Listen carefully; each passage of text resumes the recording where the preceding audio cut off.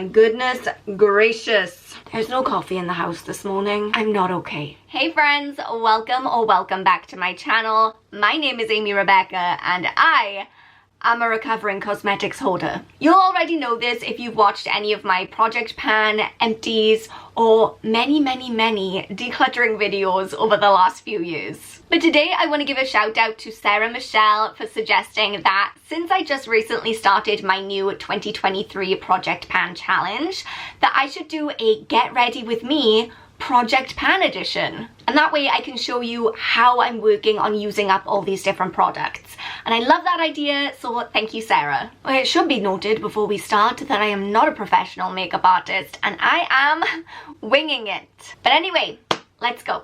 Okay, first we need to prime this strange surface that is my face. Some areas are really oily and then other areas are dry, so I use a combination of primers. Is it excessive? Probably. So the e.l.f. Cookies and Cream Primer is what I tend to use on the areas that get most oily. Then I use the NYX Marshmallow Primer more towards the outside of my face where I'm a little bit drier. Then we come on to the first project pan product of the video, and it's the NYX Pore Filler Primer. That was a lot of P's. Did you hear that? That was difficult to say. This really gives Benefit Porefessional vibes to me. I know, what a throwback, right? It has that same kind of really super soft silicone feel, which I used to really love in my primers, but I think my skin has just changed as I've gotten older.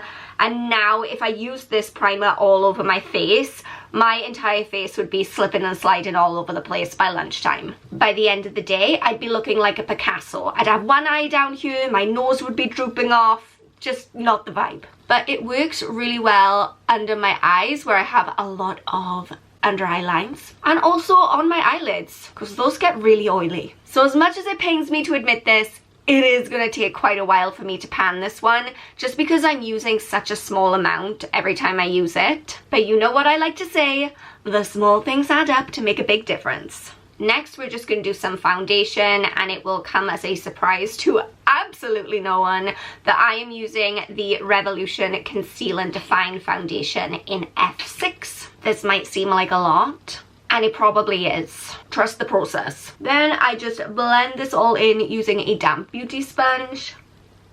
Who makes this one? I don't remember, but I'll find out and I'll link everything down in the description box. Okay, that looks frighteningly pale with all my filming lights on. I swear that's not the way it looks in real life. It's like Return of the White Walkers. Next, I'm just going to conceal under my eyes, again using the Revolution Conceal and Define Concealer. We should also conceal the cheese-related cystic acne on my chin. She just can't say no to pizza, okay? This next part is my favorite bit because it feels like magic. I take this Revolution Hydrate and Fix Setting Spray and just douse my face in it. By the way, please do not judge me for how disgusting and completely caked in makeup all of my products are. So we let this dry. I actually put on quite a lot, maybe too much. And then I take the Trigwell Cosmetics Beauty Puff. I tap off the excess of my powder, which is also by Revolution, by the way. And then I just tap it under my eyes. I love this thing. It just applies the powder so evenly and it makes my skin look a lot smoother. Like, okay, hang on. Okay, we're up close and personal right now. Welcome to my face. But you see what I mean? Like the pores on this side are much less noticeable than the pores on this side. Everything just looks a little bit more airbrushed. The reality is I'm never gonna have like a truly airbrushed looking face because I do have quite large pores and I do also have quite a lot of lines underneath my eyes, and that's fine. That's just the way my face is. It's never gonna look perfect. It's never gonna look flawless, but I do like to see it looking smoother, and this puff definitely helps with that. Next, we move on to our second project pan product of the video. Do you see what I mean? It's a lot of P's. This is the Physicians Formula Bronze Booster, and I don't want to cause you any alarm, but look how close that is to being completely panned. Ah! Now, a lot of people who actually know what they're doing might look at me and say, Amy, that's a bronzer and you are using it like a contour. And to those people, I say, I have never understood the difference between those two things, and now I'm too old to care. A little bit of highlight along those cheekbones and down the center of my nose. And then we have the third Project Pan product, which is the NYX Baked Blush in Wanderlust. Did you know that this has been discontinued? I was very upset about it. I think this is a great blush. So I've used all three of my Project Pan makeup products, but I do need to finish off my makeup because my eyes kind of look like they don't belong to the rest of my face right now. So first I just set my greasy eyelids with some setting powder. Then because I have OCD and I don't like change, I am still using the Urban Decay Naked palette. And no, before you ask, this is not the same Naked palette that I was trying to pan last year. Because when Urban Decay announced that they were discontinuing this palette, I went out and I stocked up. Are you surprised? I used to be a makeup hoarder, and as far as I'm concerned, this is the most perfect eyeshadow palette I've ever seen. I'm just blending a little bit of Naked onto the outer corner of my eye and bringing it in. Really and truly nothing technical is happening here. Like, so many people will say to me, like, I love the way you do your makeup, but I suck at makeup. Well, then feel free to join my club, because I, honest to goodness, have very little idea of what I'm doing, but it all seems to come together in the end. I'm also just going to run a little bit underneath that outer half of my eye as well. Now, my under eyes can take a lot of eyeshadow because I have quite big eyes, but if your eyes are a little bit smaller, then I would say go in with a little bit less of a heavy hand.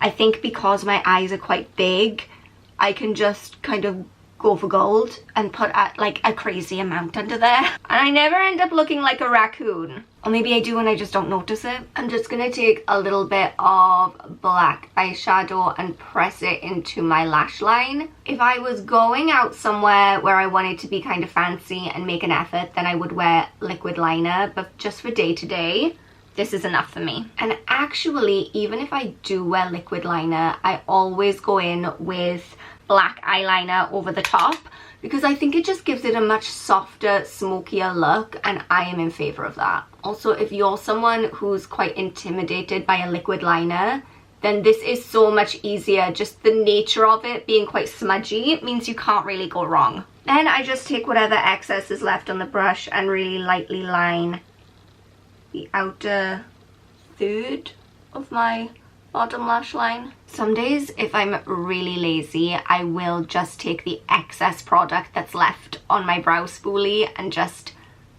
run that through my brows instead of actually taking time to apply product. Now, I don't know if you can tell from where you're sitting, but my eyelashes are a freaking disaster. I got eyelash extensions to go to Lanzarote a couple of weeks ago, and by the 4th day, pretty much all the lashes on this eye had fallen out, except for a random clump of like 4 lashes right in the middle. Honestly, it was the worst money I've ever spent. Anyway, you're not supposed to wear mascara when you have eyelash extensions, but what other choice do I have? Because right now, I only actually have about 3 eyelashes left. I'm really just trying to get those last few extensions to blend with my actual eyelashes so that I don't look so freaky. Then we do a little lipstick and then more setting spray. This time I'm going to use the NYX Matte Finish setting spray. I got the big boy.